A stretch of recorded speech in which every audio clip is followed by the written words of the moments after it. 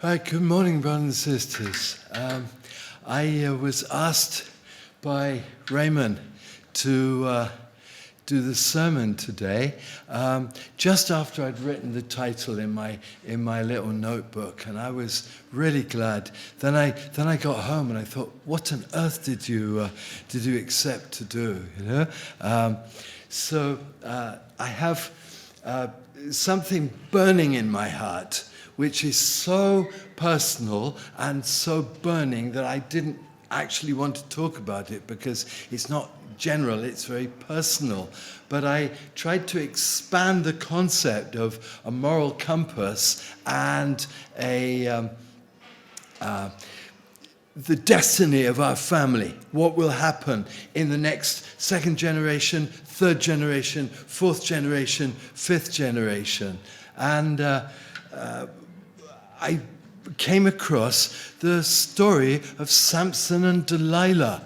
So I would like to, I'd like to read rather a long quote. Raymond said, do you have a quote to put on the slides? I said, no, it's too long. So I will attempt to give a short talk and a long quote. Yeah, that's my goal today. Hope so. Samson and Delilah. One day, Samson went to Gaza, where he saw a prostitute. He went in to spend the night with her. That's sort of a little red warning sign already, you know, going down to Gaza. Who am I going to shack up with tonight? Yeah, and he's meant to be a religious leader. His mother was given the revelation that he would liberate the Israelites from the Philistines. Yeah, so is he actually fulfilling his mother's calling? Yeah, did he know about it? I bet his mother told him. But anyway, the people of Gaza were told, Samson is here. So they surrounded the place and lay in wait for him all night at the city gate. They made no move during the night, saying, at dawn we'll kill him. But Samson lay only until the middle of the night. He got up, took hold of the doors of the city gate, together with the two gateposts, and tore them loose, bar and all. He lifted them to his shoulders and carried them to the top of the hill that faces Hebron.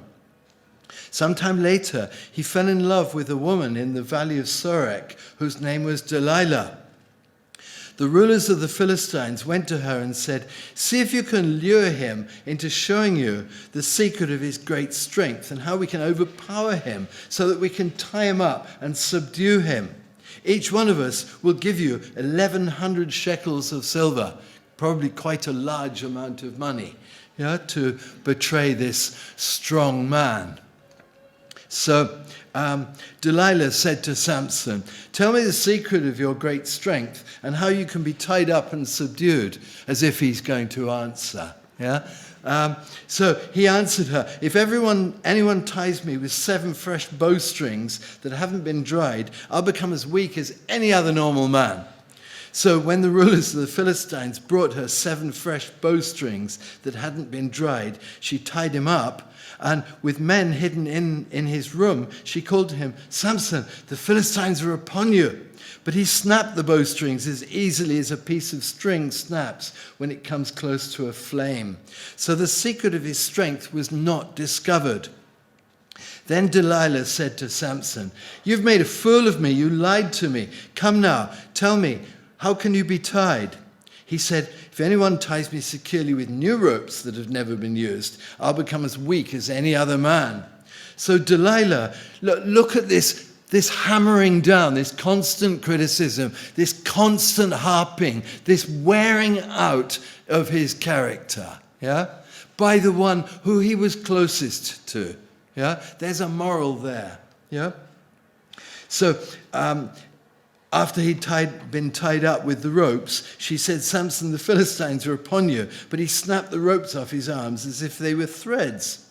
And Delilah said, you're really making a fool of me now. Tell me how you can be tied. He replied, if you weave the 7 braids of my head into the fabric on the loom and tighten it with a pin, I become as weak as any other man. So while he was sleeping, Delilah took the 7 braids of his head and wove them into the fabric and tightened it. Again, she She said to him, "How can I say I love you when you won't confide in me?" Moral blackmail, yeah? Moral blackmail, yeah? With malicious intent, yeah? What do you call it now, Jeff? Is it ghosting somebody, or, talking negative to wear down their character, yeah? I can't remember what it's called now, but it's pernicious, yeah? This is the third time you've made a fool of me, and you haven't told me the secret of your great strength. With such nagging, she prodded him day after day until he was sick to death of it. So he told her everything. "No razor has ever been used upon my head, because I've been a Nazirite, dedicated to God from my mother's womb. If my head were shaved, my strength would leave me, and I would become as weak as any other man." When Delilah saw that he had told her everything, she sent word to the rulers of the Philistines, "Come back once more. He's told me everything." So the rulers of the Philistines returned with the silver in their hands. After putting him to sleep on her lap, she called for someone to shave off 7 braids of his hair, and so began to subdue him, and his strength did leave him. Then she called, "Samson, the Philistines are upon you." He woke from his sleep and thought, "I'll go out and shake myself free like I did before." But he didn't know that now the power of the Lord had left him. When the Philistines seized him, gouged out his eyes, and took him down to Gaza, they bound him with bronze shackles, and they set him to grinding grain in a prison. But the hair on his head began to grow again after it had been shaved. So, to cut a very long story short, when his hair grew, he went to the main Philistine temple, and they thought they could mock him. And so what he did was he thought, if I destroy the pillars of their temple during their Sunday service or their Saturday service, wherever it was, then the roof will collapse. I will die, but I don't mind dying, but at least I will fulfill the vision that the angel gave to my mother of defeating the Philistines. So he went up to the pillars, he knocked down the pillars, and 3,000 Philistines died, therefore freeing the Israelites and overcoming their enemies. Yeah? So quite interesting narrative, which is very instructive. I don't want to get William started on what the instructions are, but I'm sure he would do a whole day on that one story. Could we have the first slide, please? This comes from the Sun newspaper. They said, what would the Sun say if they got the story of how Samson had been tricked by his wife? It would make quite a good scandal, really, that the wife has tricked the husband and got him in real big trouble. Yeah. So next slide. That's Samson, blind, but sacrificing himself. Yeah? And through sacrificing himself, he fulfilled the original mission that he had to beat the Philistines. Yeah?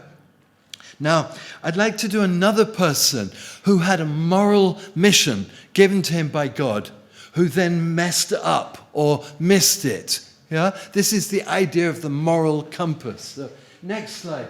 We have John the Baptist, who was called the greatest born of woman. Yeah? He said, I don't know who the Messiah is, but God directly told me by showing the Spirit in the shape of a dove, and therefore I must baptize this man because he is the one whom he has sent. Yeah? And then later on, he lost his moral compass and he got locked up in prison, having criticized the moral stature of the local political leaders, and he ended up sending his servants to Jesus saying, are you actually the one who we're waiting for, or is this all a ghastly mistake? Did I just dream it? Are you really the Messiah? You don't act like the Messiah. You don't sound like the Messiah. You certainly don't have the reputation of a King of Kings. Did I blow it or what? And then he died. And that was it. So the potential of his life, the moral compass that God gave him, was not fulfilled in the followers of John the Baptist and in him personally. Now, this is a compass, and this is a compass as well. I thought I would put my compass on the PowerPoint just so it was a little larger. A moral compass. A moral compass is an English expression meaning a moral that you hold in your heart that guides you in what path you're going to take in life. And the shock that I had when Raymond phoned me up and said, could I give this sermon, was I was seeing some second generation of the Unification movement saying, there is no God. That's fantasy. That's my parents' religion. Therefore, I don't care about my spouse. I will just disappear and divorce them. So it seemed that those people with a strong moral conviction built a strong marriage and therefore had more children. And those who had a weak moral direction got divorced, and when you divorce, you can't have children. So you will have an unfulfilled life like John the Baptist did. It's a bit of a sort of cruel, shocking revelation, this, but I couldn't argue with myself. I couldn't deny the thoughts that were going on in my head. So, what are the consequences of knowing your intrinsic value in the eyes of God and in the eyes of life? It is love, life, and lineage. What are the consequences of not knowing your own personal value? It's not having love, life, and lineage. It's quite simple. So what I would want to say in my sermon is we have to define in our prayer life, in our vigils, who we are relative to God. And we must know that in ourselves. It doesn't matter if we're Muslims, Moonies, communists, or whatever. It matters how we know in our heart of hearts our divine calling, our divine beauty, our divine nature. Now, one thing really interesting about a compass, is that a compass goes in one direction. I didn't make this compass go north and south. It did it itself. It seemed to me when I looked at this compass that the purpose of life precedes the creation of man and precedes the creation of me. So we have to see a premeditated purpose. When planets come together, do you ever know why the dark side of the moon is? It's because the moon circulates and rotates at the same speed. So the bright side is always towards the Earth and the dark side is always away, which is why there's an almost permanent dark side of the moon. Gravitation. I went to the Royal Institute when I was at rugby and I said, what is gravity? And the physics teacher, who was doing a big lecture there, said, to be honest, I don't know. I really don't know. About 10 years ago, I think I was sitting in one of Pastor Hayashi's sermons, and I thought, gravity is love. Gravity is Shimjan. Gravity is that force which binds one to the other from eternity to eternity. So love is a human emotion. Gravity is a physical property, but they're analogous to each other. We are predetermined to be in pair systems. We're predetermined to have a north side and a south side, and that the north side and the south side love each other, attract each other, and come together. And north repel and go away. So that the purpose of life is an eternal balance of goodness and creativity, and of give and take, of energy between one and the other, between the earth and the moon, between the husband and the wife, between the parent and the child, the grandparent and the grandchild. Now, I asked Raymond many times, is Mr. Chris LeBeau, who's a physics teacher, going to be here? Do you know how to create magnetism? You create magnetism by taking a magnet and putting it in one direction. You do circular action in one direction to a piece of iron, which makes a temporary magnet, or a piece of steel, it will make a permanent action. Or you put a coil, which is in one direction, around a piece of steel, and you put power through it. And it magnetizes. So that is what I would say is give and take action multiplies your foundation. So if you do something with your moral compass, you do something with your direction, you do something with the fertility of your family, it will bring fruit. Now, how do you destroy a magnet? There are two ways to destroy a magnet. One is to hit it really hard, and that destroys the matrix of all of the molecules in the steel. Or the other is to heat it until it is red hot. And then the matrix goes liquid, and then it loses its magnetism. So our moral compass can either be developed or it can be violated due to our action, due to our meditation, due to our give and take. So what do we do to increase how divine we are, how to increase our divine capability in the world? True Father said, take 360 homes and serve them unconditionally. And that is the way to multiply the blessing, with symbolically the whole world, with 360 degrees. Many people still do that. So, True Father said, you should be filled with faith. How happy would God be if you became perfected men and women who can receive love from God? My wife always says, that's the ideal, but you're far from the ideal. There's the fall of man, so you've got to overcome the fall of man before the ideal has been realized. True Father's quote here was, despite being fallen, every human being has an inner connection to his or her original eternal nature. Every person possesses elements of the ideal of creation within his or her heart. Therefore, human beings have the capacity to overcome their sin, to become perfect, to achieve union with God, and live infinitely happy lives.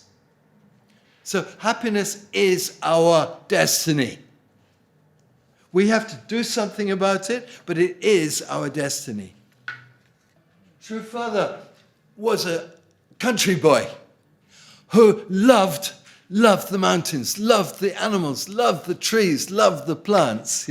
His relationship with nature was in his autobiography. It's just pure poetry. It's absolutely gorgeous. So let's have the next slide.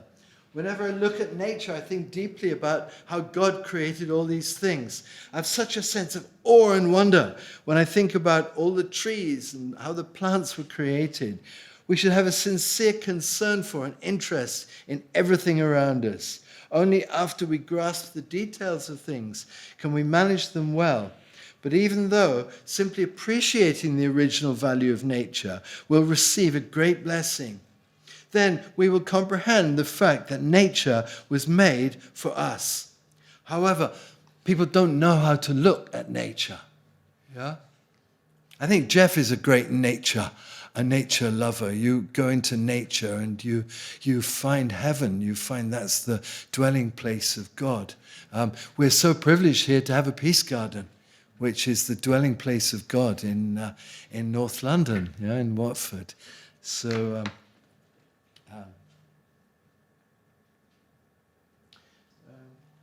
Since human beings were fashioned to be the lords of creation, we need to stand as models in front of all things of creation.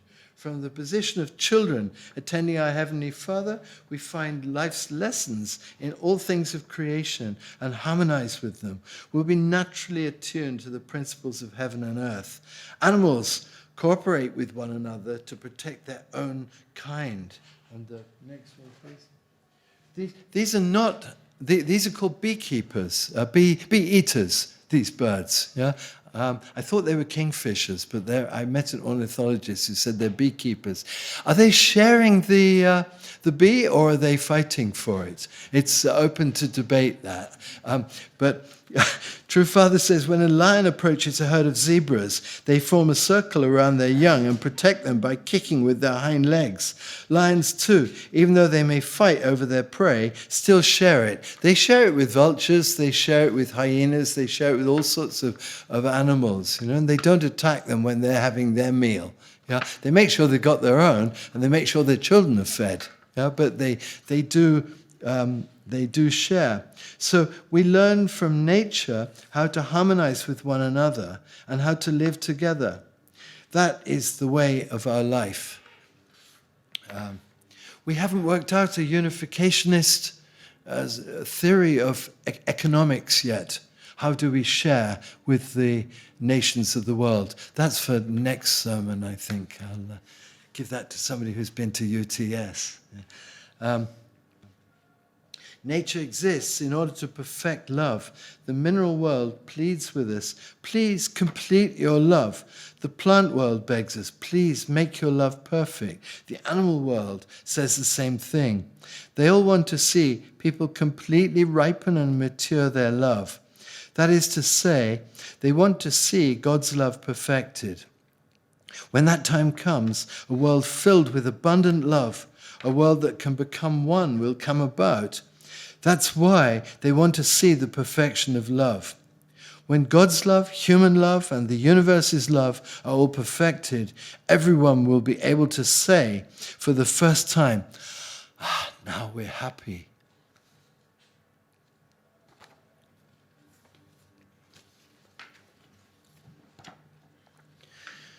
So I wanted to ask everybody to have a meditation on one's own value, who I am.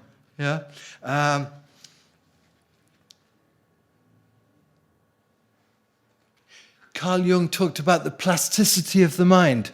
What impressions you put into your mind become subconscious. If you have positive mental affirmations about your relationship with nature and the blessing that God has given nature in all of its glory and its beauty and its fruitfulness to you, so that you can be beautiful, fruitful, and glorious. If you meditate on that, that will become the nature of your unconscious mind, which will then be a guiding factor for your conscious mind, which will then be a guiding factor for what you do, for actually your action in life. So I think we need to acknowledge, I'm human, I'm divine, I'm a child of the original parent of heaven and earth, and God is not visible, but I'm visible. So I will do, the fruit of my life will be the fruit of what God has bequeathed to me as a child, saying thank you to his parent for what his parent has given him. We need to think about that. I am divine. I am miraculous. I am special. I am unique. What does an ice crystal think when snow comes down in January? I mean, if it had consciousness, it would say, every one of my brothers looks different to me. The crystalline shape of every ice molecule is different. The fingerprints of identical twins are different. Even though their DNA came from one source, even identical twins have different fingerprints because it's them. We're all unique. We are the image of the unique, absolute, unchanging, eternal parent of us all, God. Amazing thought to contemplate. So, the love of God is experienced when we meet true parents. It is experienced when we meet our own parents. The love of God is experienced when we don't meet it. We have a massive vacuum in our heart. And it is that source of love that we will go everywhere and pay every price to find. The love is the only one constant In the world, there are no Muslim values, Sunni values, Christian values, communist values that stand the test of time. True love is the only value that stands the test of time. All humans, all animals, and perhaps even if you're very mystical, all minerals also vibrate with the vibration of true love, because that eternal, unchanging love is the nature of our Creator. So when we meet our spouse, when we meet our parents, when we meet our children, when we meet our grandchildren, and when we go out to work and we meet our colleagues at work, we have to say, as the embodiment of God's love, I love you and I will be with you from eternity to eternity. They might be quite shocked, especially if an Englishman is that open, They might think that's quite impossible. But you don't have to say it, you have to mean it. And when you mean it, you do it, even if you don't say it. Yeah? So that inner voice of conscience is polished and improved and amplified when we practice true love. True Father said, every old person, it's your grandpa, it's your granny. Every young person, it's not a foreigner, it's not an enemy, it's your child. Yeah? Every person of the same age of you, yeah? They're your brother and sister. We have to have this constant consciousness, and our relationships must be truthful. And that relationship is within ourselves. We have to be truthful to ourselves, and we have to be truthful to the people around us. Do I really love myself? If you have a good understanding of your own value, you don't sin. If you have no understanding about value, you mess up all over the place. So if you think that the next time that door opens, the Son of God will enter, the daughter of God will enter, you're going to treat them with more respect and with more awe and wonder and with more reverence than if you think, oh, it's just Tony coming through the door, it's just Mary, it's just little me with no value. That is Satan's thinking. That is repetition of the four fallen natures. Yeah? We have to overcome that and meditate that we are the generator of more power in our moral compass. So I'd like to finish with 3 quotes, one from True Father, one from True Mother, and one from Sanjanim. True Father said, open up your hearts, receive the word of God, and take the path to individual perfection. Become representatives of the true parents. Become horizontal true parents in the era after the coming of heaven, passing on the blessing of God to others freely and without reserve. Build the peace kingdom here on earth and become the blessed citizens of the kingdom of heaven, serving God forevermore as true parents yourselves. True Mother said, you must educate those around you, your region, your tribe, and your nation with a motherly heart and give them new life. It is so that through the true parents, they can receive Heavenly Parents' blessing and rise to the position of God's true children. Our path lies in splendor before us. Yeah? There is nothing to impede us. We are confident. We have nothing to fear. Why do you hesitate? Sanjanim said, we must be confident, positively secure, without any doubt that we shall overcome all obstacles and be victorious. Can we do it? Yes. We must do it because earth and humanity are on the brink of extreme disaster and loss. So shall we pray? Our beloved Heavenly Parents, we thank you that you've guided us to meet our true parents. We thank you that you've guided us to be able to understand a little bit about their mission, a little bit about their heart, representing and bringing a revelation of your heart to mankind. We thank you so much of the sheer guidance and the books and books and books that our true Father has left for the world. And we thank you for the sheer confidence and vision and the challenging nature of True Mother to say, yes, you can do this. You can bring the mission of true parents and the kingdom of heaven to this sad and suffering world. We really pray that today we can polish our moral compass, we can have guidance and have energy that we can end your pain, our Heavenly Parent, and end mankind's pain, and bring hope, bring positivity, bring real guidance, as True Mother and True Father have said through their words and through their actions and through their endless forgiveness of all things and the replacement of all things negative with all things positive and beautiful and forgiving and loving. We thank you that we can be here today. We thank you that we're here as a north of the Thames community. We thank you that we've expanded the reach of being able to give your word and our attendance to your word to the wider community through our modern technical advancements. We thank you that these things are a blessing to restore the third blessing, to bring your kingdom of heaven on this earth. We thank you and pray in gratitude and in humility in the name of the Rennie family, Central Blessed family. Amen.